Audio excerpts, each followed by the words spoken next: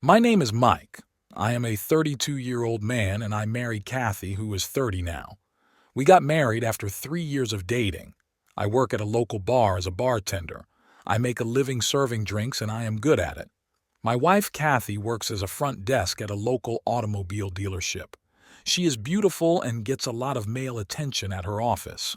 She is active on social media and posts a lot of selfies and they attract a lot of comments. Some of these comments are nasty and NSFW. She always tells me to ignore the bad ones and just concentrate on the good ones. As a husband, even the good ones cause jealousy. You see, if I post a selfie, I just get 4 likes and no comments. If she posts a selfie, it gets hundreds and thousands of likes and comments. I cannot compete with that. However, our life goes on and I work hard to ensure that I provide for my wife. I plan to start a family with Kathy, and to ensure that I give her a good life, I started to upgrade myself with further education. I never expected to grow a lot as a bartender. It is just a means to earn a living. I always saved my tips, and now it was going to help me with my education. I told Kathy about my plans, and she was happy for me and offered her support. I started to shuffle between my work and education. By the time I came back home, I was exhausted both mentally and physically. I still tried to give Kathy my time as she was my priority. Over a span of few months, I saw a change in Kathy's demeanor. She was more interested in her phone than having a conversation with me. I did not pay a lot of attention to it, but it did start to bother me over some days. One evening, when I was at the bar, there was a huge brawl that started between two groups of visitors, and it was so bad that cops were called and 15 people were arrested. The bar had to be closed for the night, and I left for home. I live in an apartment building and went straight up to my apartment on the second floor. As I walked up to my home, I saw the door was not closed and the apartment was dark with all lights off. I saw 2 candles lit up and I took out my phone, hoping that this could be a surprise that my wife planned for me and I will film it. I started recording and kept walking and tiptoeing so that no one knows that I am entering. As I reached near my bedroom, I stepped on a men's shoe. I was taken aback and my heart started beating fast. I slowly opened the door and my heart sank. My beautiful wife was riding another man. The man was blindfolded and was holding my wife by her waist. She was doing all the work. Through the low light by the candles, I was able to film them in that act. I did not know how long I was standing there, but it felt like an eternity. My sight was straight out of a Mia Khalifa hardcore movie, and it seemed like it got imprinted in my mind. It seems my wife was a different animal that day. She never did that with me. I slowly walked out of my house and ran out towards the nearby park and sat there on a bench. My heart was crushed. I did not know what to do. After sitting there for a few hours, I just decided to go home. I walked in and found Kathy sitting and watching TV. I was appalled at how she had changed within a few hours. I did not talk and just went to sleep on the couch. Kathy came to me and tried to snuggle with me. I controlled my rage and just asked her to leave me alone. I told her that there was a bar fight and I just need to be alone for some time. She went back to the bedroom and went to sleep. In the middle of the night, I got up and went to the bedroom. I searched for her phone and unlocked it using her face recognition.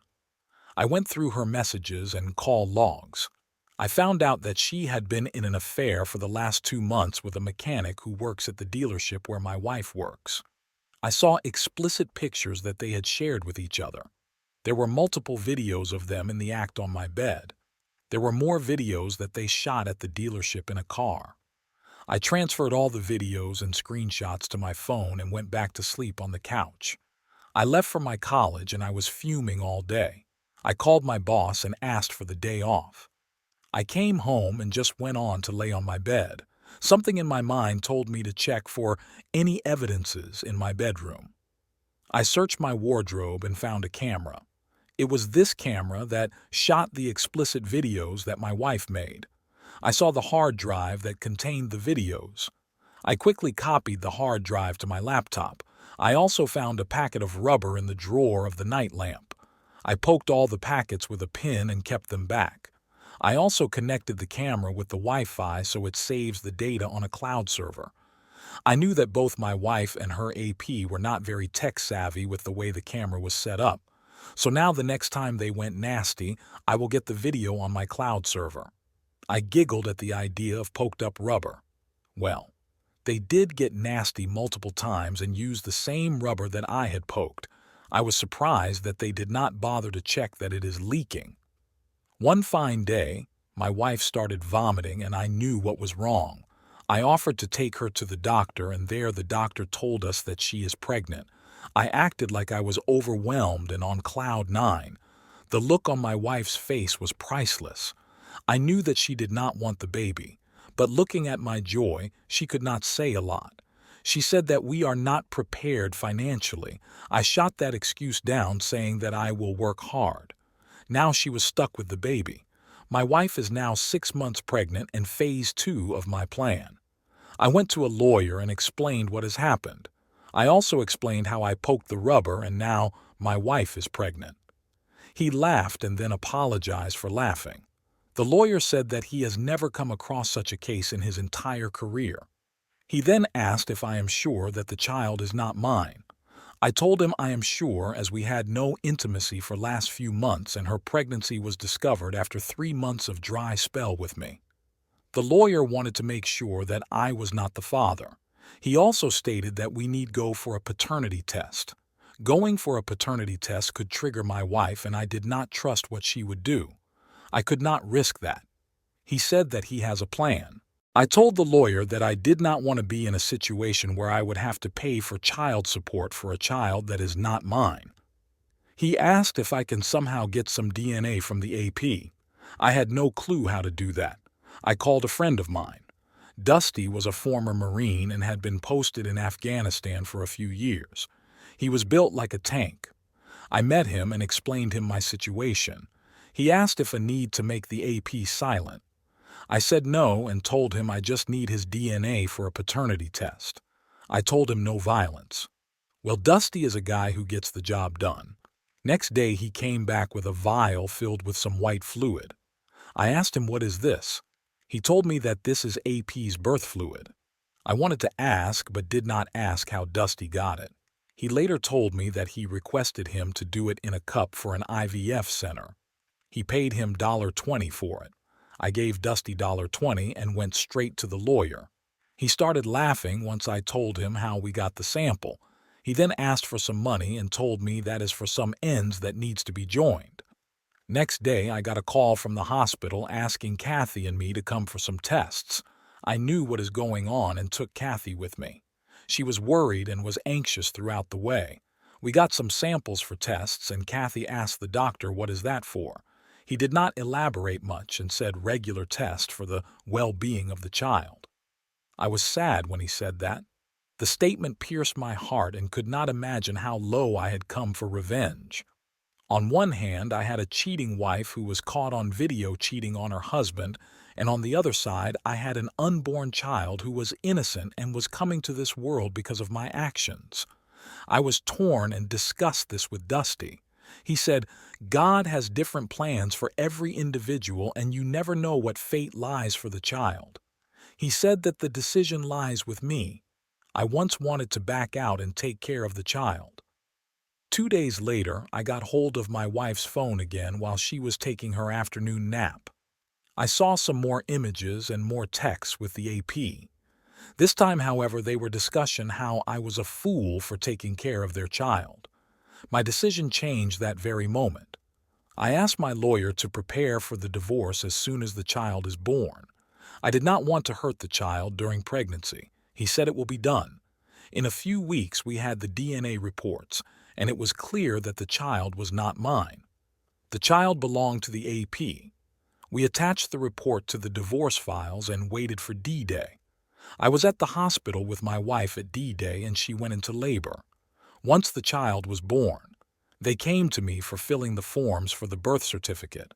I refused to sign them, once my wife was stable and fine. I went to her with my lawyer and told her that I have refused to sign the birth certificate and want her to put AP's name on the form. She was shocked and went to silent mode. Dusty then walked into the hospital with the AP and took him straight to sign the forms as the father of the child. I could see that he seemed roughed up. Dusty smiled at me and just gave a thumbs up. The AP then signed the documents and came to my wife.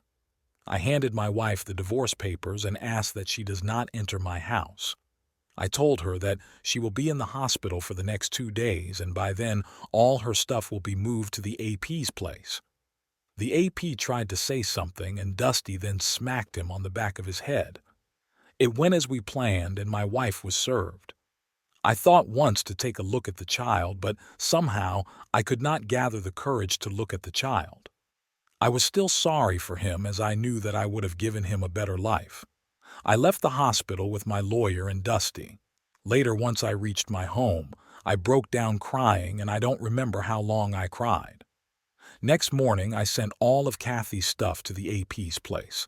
Dusty later told me that not all of the stuff could be put inside his home. Some of it is still lying outside their door. In the meanwhile, I kept getting calls from Kathy, and she kept asking me to forgive her. I told her she should save the apologies for the future when her child grows up, and she has to apologize to the child for ruining what could have been a better life for him. I got divorced a few days later. In the court, I saw Kathy carrying the baby, and still I could not look at the baby. I just could not. It has been 4 years since I got divorced. I am working in a consulting firm, and I make a good living. I have moved from that city until this day. I regret what happened with the baby. I hope that the baby gets a great life. I am planning to get married in the future, and that may be a story for another time.